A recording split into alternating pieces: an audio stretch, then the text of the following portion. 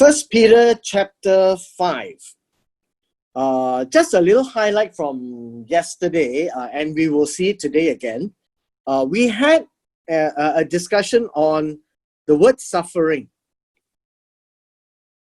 And the word suffering has two meanings. One is to experience weakness. And it has reference to sickness or temptation, right? The second word for suffering is actually hardship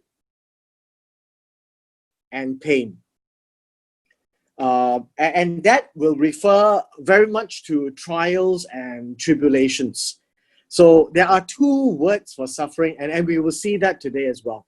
So that would be a precursor as we start chapter 5.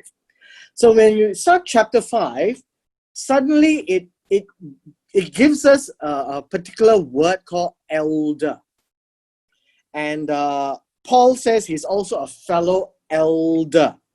Now the word elder has been used by, how should I say, by the church to refer to certain individuals who are commissioned, like how Paul describes in 1 Timothy chapter 3 and Titus chapter 1. But these are more in line with the Jewish customs of eldership. The Jewish customs of eldership is actually imported. The church itself actually started very Jewish.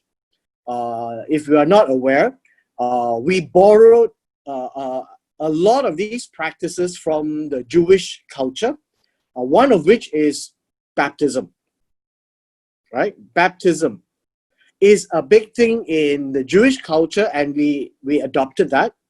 The second one is in the area of laying on of hands, which is symbolic of appointment of authority. And the third one that I want to point out to you today is this word elder.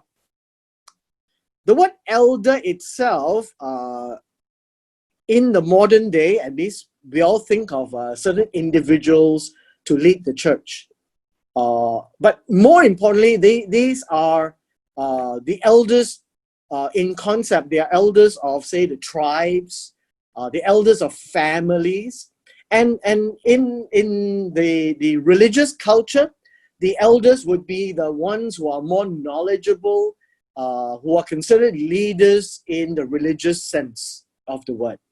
And so the Greek word presbyter has been adopted, and hence the concept of elders very much is the leaders amongst you. Elders sometimes tend to be defaulted to people who are older and hence wiser, but not necessarily so. But elders are generally recognized as people who are able to provide leadership. And they look up to such people called elders. And Peter says, well, I'm exhorting you, the elders. So now he's speaking to the elders. I'm also a fellow elder, so we are sama-sama, right? And he also adds on, he is an eyewitness of the sufferings of Christ. And this is where I want to point out to you the differences. The word suffering here is with regards to calamities, hardship, right? So this is actually with regards to hardship, calamities, afflictions, with regards to persecution. And so that's how Peter describes himself at this point in time. Fellow elder, eyewitness of these afflictions of Christ. And he's also a partaker of the glory. Now, we need to pay attention to these words that will be revealed. And the intent that I'm slowing down here is to show you that he is talking about something in the future of a glory that will be revealed and to all believers. Okay. Verse 2. Shepherd the flock of God. And so the elders are seen as shepherds, people who would care for the sheep. And one of the interesting thing about the flock of God, or the sheep, it's a very Jewish thing as well. In the book of Isaiah, right? All we like sheep have gone astray. And it's all with reference to the Israelites. And so this is a very intimate term, that these are the sheep that belongs to God, the sheep that listens to God. And so do the shepherding. So the elders are supposed to do the shepherding as overseers. Overseers means to look over all the matters of the flock, not by compulsion, not by force, but willingly to do it. So it's not to say that I really don't want to do it, but I got no choice. So this is very much to look at the shepherding from a willingness to help and protect the flock, guard the flock, feed the flock, and make sure the flock is well taken care of. Not for dishonest gain, which also implies the fact that when you deal with a flock, with a lot of these people in this tribulation period where they are all distributed around, and when they get together, people like this actually put money together to do things. And so when money is concerned, there is a consideration of gain, right? Not for a personal benefit, but eagerly or zealously, not being as lords over those entrusted, that's committed to you. This being a reminder, like how Jesus did in, say, John chapter 13, washing the feet. He who is considered the greatest, the masters should be servants of all. And so not to be lords, but to be servants. And then being examples to the flock. When the chief shepherd appears, you will receive the crown of glory, and that would be this glory. Now, the word crown here is important for us to realize that it is very much to think of the recognition, okay? Recognition or award. And the intent is not the crown. The intent is the adjective. It is about glory given to those who awaits the appearance of the chief shepherd. The chief shepherd. Now, one of the things that people may not be aware, and then maybe you too, whenever the Jews talk about a chief shepherd, speaks very much of God, right? And that would be a stark reminder of the Lord is my shepherd. That's Jehovah. And it's a reference, and he's the chief of all the shepherds. Now, of course, by extension, many people in church would refer this to Jesus. But Jesus never refers to himself as the chief shepherd. He refers to himself as the good shepherd. A shepherd who is good, that will take care. Perhaps you could use that as an example of the role of a shepherd. But to say someone is a chief shepherd requires the understanding that all this is the flock. So we are talking about the flock of God. So the chief shepherd will be fundamentally God, right? So the shepherd and this shepherd is related.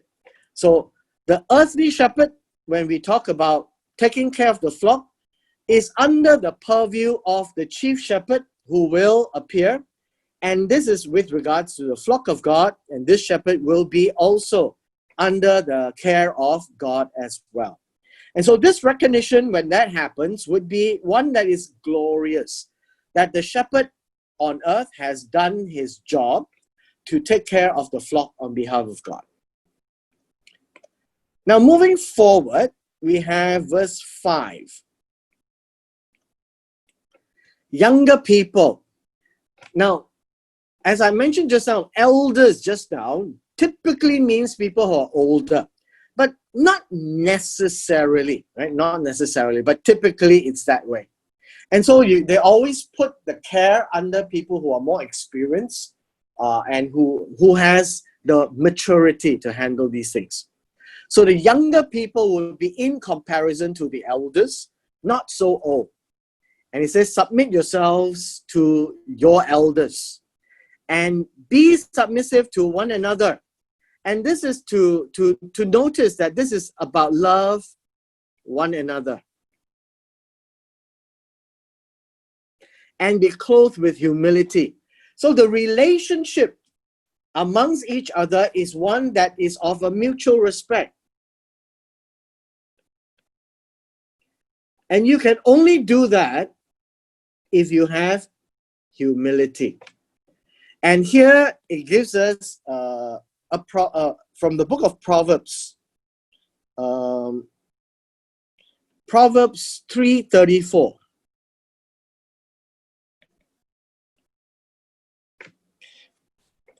Proverbs 3:34 tells us that God gives grace to the humble.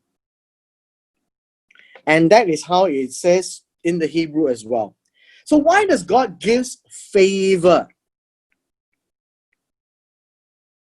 to the humble? So the principle of grace, as I mentioned to you before, is that we please God. And in return, God extends his favor to us. So we find favor in the eyes of God, and in return, God grants us his gifts, right? And so when he says gives us favor, and God looks at us with favor, is when he is pleased. And why is God pleased to extend favor to us? Because we are humble. So God does not give grace to the proud. That's the contrast. So basically to tell us, do not be proud. Be humble, everyone. And anyone who is proud, God doesn't want him, right? He's not happy, no grace, basically. So therefore, humble yourselves under the mighty hand of God. This is a very Hebrew terminology. One of the things is, in a Gentile thinking, we don't look at God's hand. But the Jews look at God's hand, especially God's right hand. Because right hand is symbolic of his authority and power. And so if we humble ourselves under God's hand, it shows us that we are putting dependence and trust and confidence and everything else in God's hands. And so that reflects humility. And with humility, God's grace is given to us. And so it continues on here, that he may exalt you in due time. This is how God will show grace. And so when we cast our cares upon him, it's because we know he cares for us. And when he cares for us, we need to please him by being humble, knowing we can't do much ourselves. So 5 and 6 and 7 speaks about humility, mutual submission, mutual respect, right? Now, another interesting verse. Be sober, be vigilant. So let's put this out. Be sober. So be what we call temperate. it's about temper. It's about being cool, calm, right? Being sober, so you're not lost in emotion. Be vigilant. Vigilant is to be watchful, right? To be watchful. Now we have a beginning of a very interesting expression. Your adversary, the devil, walks about like a roaring lion, seeking whom he may devour. Resist him steadfast in the faith, knowing that the same sufferings, again, this sufferings is hardship, pain, right? This is about tribulation. It is not the experience of a sickness or a weakness. It is very much a hardship of pain and suffering, a fiery trial, right? Peter puts it yesterday in chapter 4. And so the intent here I wanted to show you is this. The word adversary, the Hebrew word is Satan.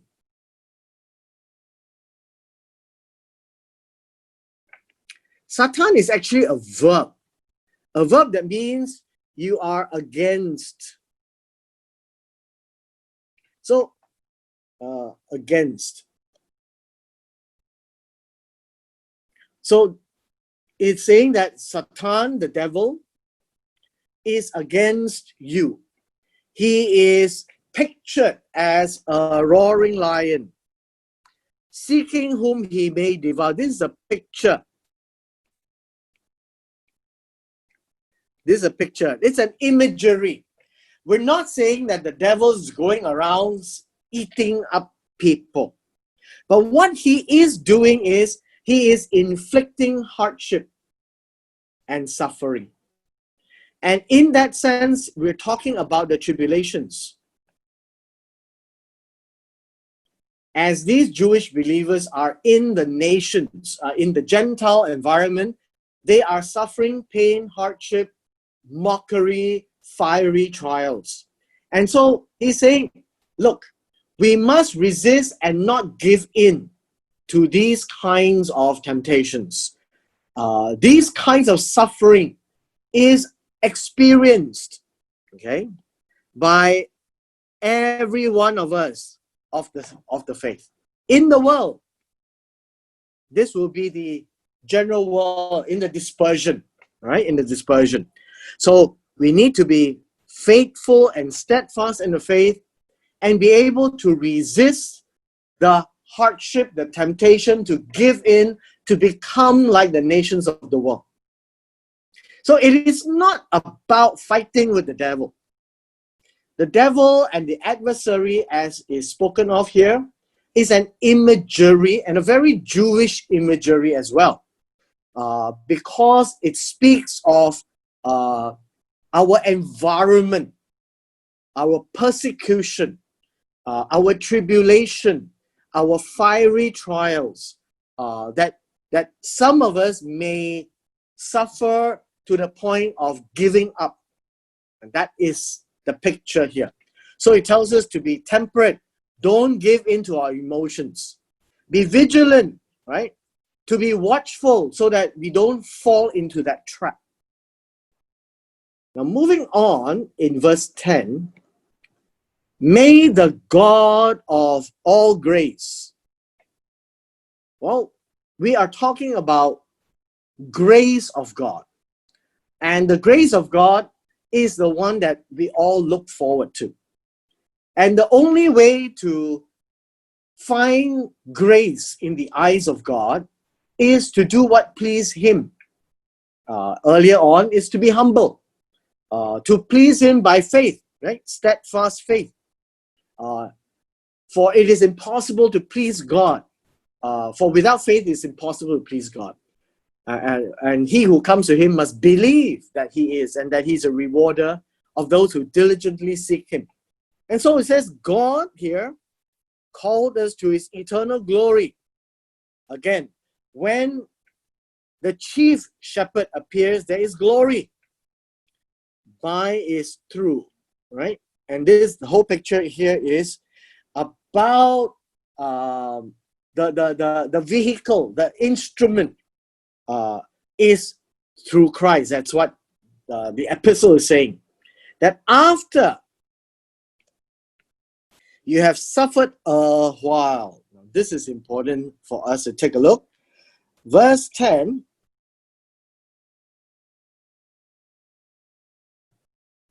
is about the experiential aspect of suffering. This is the reality of suffering. This is the experiential aspect of suffering. Like in the temptation, like Jesus, after fasting for 40 days and 40 nights, in that story in Matthew chapter 3, chapter 3 or chapter 4, right? And Hebrews chapter 2:18 says he suffered, and that's the same suffering. And that is because he went through the temptation. Same here is that all these temptations, we must be able to stand fast. And it's only for a while that it will help us to be complete, established in the faith, strengthened, and settled. Let me see how we can describe this. Perfect would be complete.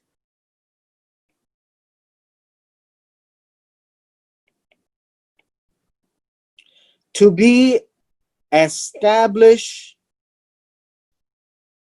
is about stability. It's about firm in the faith. Right? Strengthen is about increasing. Well, I guess in this case, body vigor, especially when going through tribulation. And then the last one is settle, meaning the foundation. To be firm.